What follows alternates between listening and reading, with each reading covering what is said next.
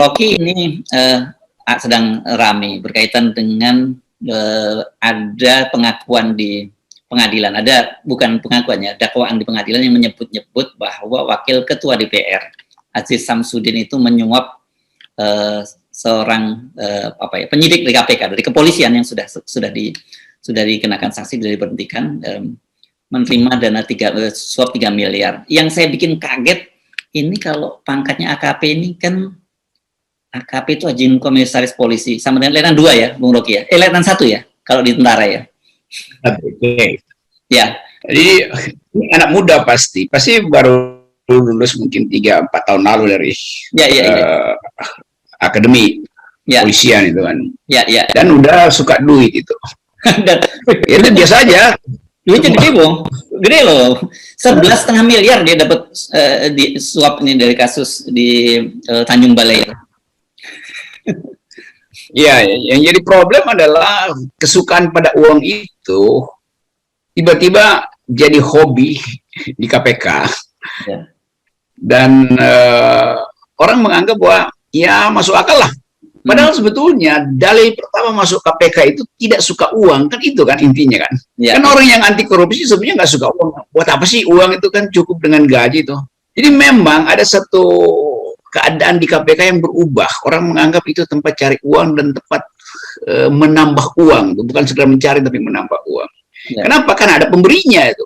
Ya. Dan lebih gila lagi kalau pemberinya adalah pejabat yang ditugaskan untuk mengawasi KPK. DPR kan tugasnya mengawasi KPK.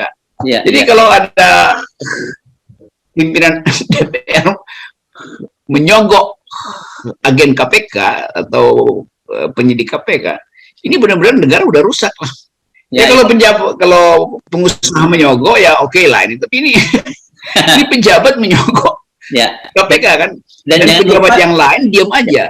Ya, dan jangan lupa dia ini dulu di Komisi 3. Nah, Komisi 3 ini urusannya kan masalah hukum, fit and proper, KPK, ketua KPK dan sebagainya itu juga di situ gitu. Jadi itu intinya, artinya karena yang menyogok adalah pejabat yang punya kekuasaan untuk mengawasi KPK, maka dia sekaligus mengawasi ketua KPK supaya jangan mengawasi dia, kira-kira begitu kan. Jadi dia kendalikan akhirnya, itu yang disebut mafia di dalam politik anti korupsi kita tuh. Dan itu lebih gila lagi kalau menteri-menteri yang lain itu anggap ini biasa doang, apalagi Sri Mulyani yang barusan mengkritik bupati di Probolinggo, Banjarnegara apa di Probolinggo. Kan Sri Mulyani yang saya kenal Sri Mulyani sebagai dulu itu saya buatkan dia kuliah umum untuk dia ucapkan apa yang disebut public ethics, itu etika publik, dan semua orang menganggap standar jadi menteri adalah Sri Mulyani.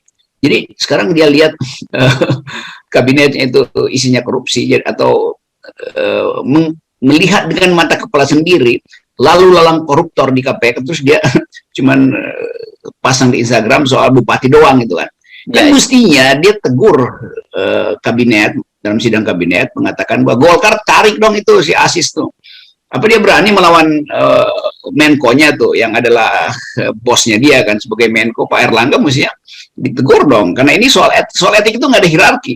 Jadi kita mau tagih sebetulnya orang semacam Sri Mulyani, tegur, nggak ada istilah etika, nggak ada istilah hierarki dalam kebersihan etik, itu intinya tuh. Saya terpaksa mesti ucapin Sri Mulyani lagi karena dia kemarin kan promosikan bahwa dia ingin memberantas korupsi bersama tuh. Ya mulainya dari dia sendiri, jangan ngajak-ngajak orang kalau nggak berani. Nah, yang sekarang menarik itu adalah rupanya wartawan mendesak kepada Ketua PKPK Firly Bahuri mempertanyakan bagaimana apakah Aziz Samsudin akan segera ditetapkan sebagai tersangka, status sebagai tersangka. Dan kalau saya simak pernyataan dari Firly ini, dia ngeles lah gitu. dan kemudian orang mau curiga. Ini kelihatannya kalau udah urusan dengan petinggi-petinggi DPR, ini barangnya bakal hilang lagi nih. Kemarin kan sempat dalam kasus Bansos ya, Bung Rocky pasti ingat kan ada disebut-sebut nama Herman Heri, Ketua Komisi 3 dari PDIP, kemudian ada Ihsan Yunus, PDIP, ya Wakil Ketua Komisi 8 sebelumnya dari PDIP yang juga digeser. Tapi kan sampai sekarang kita nggak tahu, apalagi sampai Madam Bansos, itu kan sudah nggak ada kabar beritanya. Nah, kelihatannya pertanyaan wartawan-wartawan ini berkaitan dengan mereka juga mulai khawatir kasus Aziz Samsudin bakal hilang lagi. Pasti itu. Kalau madamnya aja hilang, apalagi prajuritnya itu kan, atau pangerannya. Ini pangeran koruptor dari Golkar. Jadi memang ini partai-partai besar ini yang mau diapain gitu kan? Kan mestinya kalau kita pakai, saya nggak tahu standar apa yang mau kita pakai, standar Jepang bunuh diri itu, paling nggak, atau standar Korea mundur itu kan nggak ada standarnya kan. Erlangga mestinya sebagai ketua Golkar, menit pertama dia mesti bereaksi itu, nggak perlu ditanya nunggu wartawan atau ditanya wartawan. Jadi terlihat bahwa kabinet ini seolah-olah mendiamkan aja kan. Dan satu kabinet mungkin saya bayangkan misalnya ini nama Aziz Samsudin dimunculkan udah dalam berkali-kali dan 2 hari ini terus dimunculkan. Lalu besok nanti ada sidang kabinet dengan secara virtual dengan presiden. Lalu seolah-olah nggak ada problem kan. Nanti Erlangga sebagai ketua Golkar juga masih mimpin sidang kabinet. Lalu Sri Mulyani sebagai anak buah Erlangga juga bicara hal-hal yang teknis saja. Padahal ada hal etis di depan mereka, yaitu korupsi. Dan ini sebetulnya yang bikin kita nggak ngerti apa. Jadi kabinet itu ngapain sebetulnya kan? Ngomong hal soal yang teknis gagal karena nggak ada pertumbuhan, nggak ada pemerataan, nggak ada kemakmuran. Ngomong hal yang etis juga dia buta huruf, hanya bisa ngomel-ngomel lewat Instagram kayak Menteri Keuangan tuh memakai tangan wartawan supaya pikirannya itu seolah-olah pro pada kabinet yang bersih. Nah ini ada kekacauan dan kerusakan dilakukan oleh seorang yang sangat terkenal dari Golkar dan diam aja kan, gila nih. Bukan gila sebenarnya, bego. Ya, saya kira sebenarnya publik juga mengamati dengan serius nih kasus Aziz Samsudin ini, dan kalau kemudian kasusnya ini tidak berlanjut, meskipun itu sudah, ini kan kalau kita sebut sebagai itu dalam tuntutan itu dalam dakwaan itu kan berarti sudah merupakan fakta di persidangan, orang menyebutnya begitu kan. Ya, fakta di persidangan kan sangat kuat. Ya. Nah kalau ini juga hilang, ya saya kira ini orang udah akan memang jadi ujian terakhir gitu. Paling nanti ya KPK tinggal bisa ngambil-ngambil bupati-bupati yang lemah secara politik dan nggak ada backup lah yang kena cokok itu. Betul, karena ini nama besar. Ya. Jadi begitu diucapkan di pengadilan itu artinya 99,99% itu konkret. Ya. Peristiwa itu dalam konstruksi hukum terlihat di mana posisi dia tuh. Lalu dibikin semacam gelar perkara segala macam tuh. Tapi sekali lagi kan itu tergantung pada dignity dari KPK kan. Martabat KPK itu di mana, melalui martabat ketuanya Pak Firly itu. Jadi kalau terlihat Pak Firly siksak, itu artinya memang akan ditenggelamkan kasus ini. Kalau misalnya Firly itu betul-betul firm dalam soal penegakan korupsi, dia mesti tampil pertama. Karena ini ada causa celebre, kasus yang menggemparkan itu, melibatkan seorang pimpinan Golkar dan sekaligus pimpinan DPR, MPR. Jadi seolah-olah ini cuma kasus biasa yang nanti juga toh nanti seperti Herman Heri PDIP itu dilupakan itu. Ya. Herman Heri. Jadi saya anggap bahwa kita lagi berupaya untuk memperlihatkan kepada rakyat bahwa kita serius menangani soal-soal korupsi. Tapi bahasa tubuh Firly itu kan memperlihatkan bahwa dia nggak berani sebetulnya berhadapan dengan orang yang memilih dia kan. Ya. Anda ingat kan pada waktu jauh sebelum kasus dia baru terpilih dan dia menyampaikan bahwa korupsi di tengah pandemi itu bisa dihukum mati. Tapi kan ketika kemudian kasus Juliari, dia juga seperti ngeles lah kalau bahasa anak sekarang gitu. Dan kita tahu akhirnya pasal-pasal apa yang diterapkan pada Juliari. Nggak ada kaitannya. Dan Juliari ini saya kira kan memenuhi semua unsur. Korupsi di tengah pandemi, dia mengkorupsi bansos, itu kan itu benar-benar harus berkali lipat hukumannya gitu, dan maksimal hukuman mati, meskipun kita sejak awal menyatakan kita bukan orang yang sepakat dengan hukuman mati gitu. Tuh, saya mau tunggu misalnya keterangan pers malam ini dari Pak Mahfud MD yang lagi memimpin pengejaran obligor BLBI itu. Kan obligor BLBI yang di luar negeri Singapura nonton begini bilang, lah lu nangkap Aziz Samsudin aja nggak mampu, bagaimana mau nangkap kita gitu.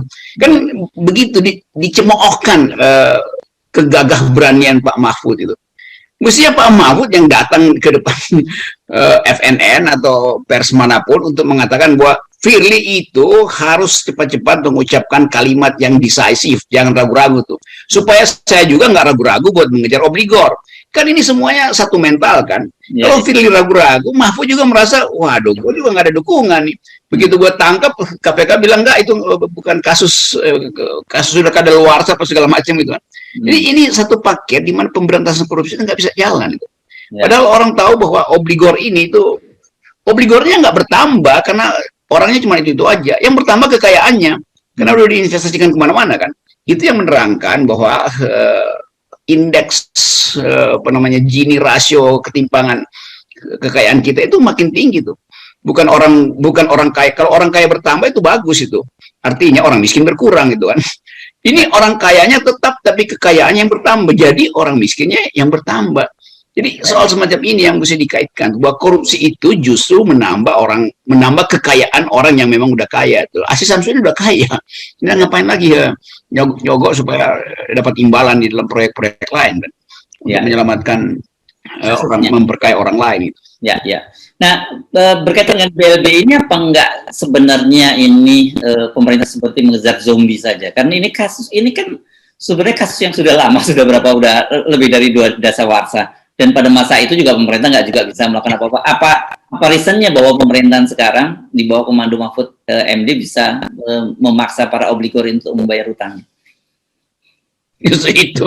Kan dulu kita tahu istilahnya apa itu RND, release and discharge. Gitu kan. Jadi yang udah sejak zaman Bu Mega dan orang menganggap ya udah mau diapain itu bebannya memang mesti dibayar negara karena kedunguan negara tuh sehingga biaya pemulihan itu masih ada di APBN terus-menerus ada di situ. Tiba-tiba kas Sri Mulyani kosong lalu dibikin satgas itu. Ini kan keadaan yang sekedar diadain untuk ngejar yang nggak bisa dia dapat lewat tax amnesty, lewat pinjaman luar negeri segala macam. Jadi ini adalah bukan sesuatu yang dirancang untuk menyelamatkan uang negara. Hanya karena terdesak, maka dari Tommy Soeharto sampai siapa tiba-tiba kasusnya dibongkar semua itu kan. Dan orang menganggap bahwa iya lakukan aja sesuatu itu demi negara tuh, bukan demi pencitraan politik kan. Karena ini kalau nekat untuk ngejar yang ngejar beneran itu bukan sekedar konferensi pers kan. Kan Mahfud mau ngejar lewat konferensi pers kan supaya obligor yang denger itu datang ke Jakarta kan. Ya saya kira ini memang hanya dramanya. Kalau orang anak sekarang hanya semacam apa ya? Kalau disebut pengalian isu juga nggak pengalian isu lah. Ini apa menunjukkan bahwa gua kerja gitu. Itu para pejabat kepada publik itu. Gua kerja, gua serius loh gitu. Bahwa hasilnya apa nanti itu urusannya nanti kan. Gitu. Ya Mahfud kagum bahwa dia dapat tugas itu kan. Lalu dianggap jadi jenggo gitu kan. Jadi zaman dulu ini apa namanya? Jadi jagoan itu. Atau jadi Rembo. Tapi kasus Aziz Samsudin bikin orang ketawa. Mahfud mau ngapain nih Aziz Samsudin ini tokoh yang betul-betul udah disebutkan di dalam surat dakwaan, tapi juga tidak bisa diproses dengan prinsip kepastian hukum oleh Firly. Firly sebagai ketua justru memberi sinyal bahwa ini mungkin hilang nih kasusnya nih. Jadi siap-siap aja, nggak usah terus-menerus nuntut pers, nggak usah membuli Aziz Samsudin. Jadi satu paket dengan etika istana yang hilang.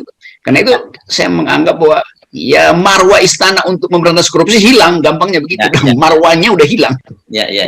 Mereka sebenarnya tidak punya otoritas lagi, bukan punya otoritas ya, nggak punya otoritas untuk bicara soal itu. Ya.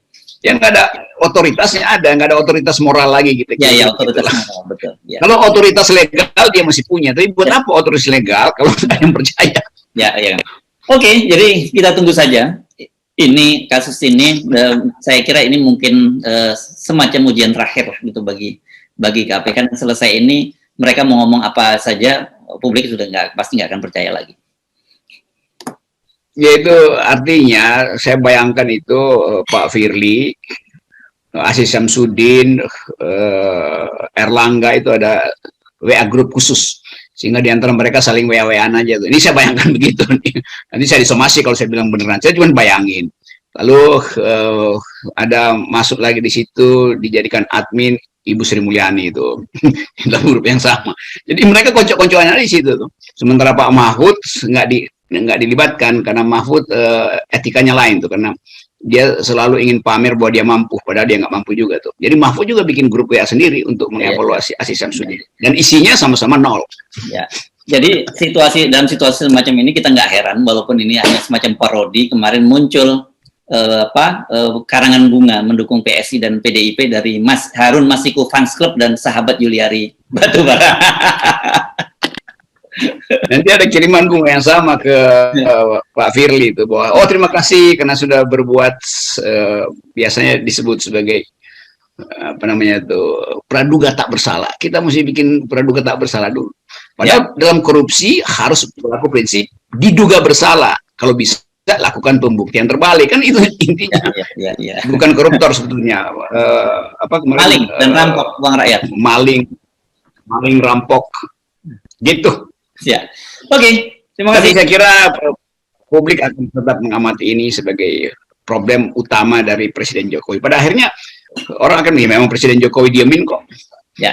Nanti Busir bilang, kok semuanya Presiden Jokowi? Ya emang dia presidennya, kecuali nggak dianggap lagi dia sebagai presiden. Oke. Terima kasih. Yes. Sip.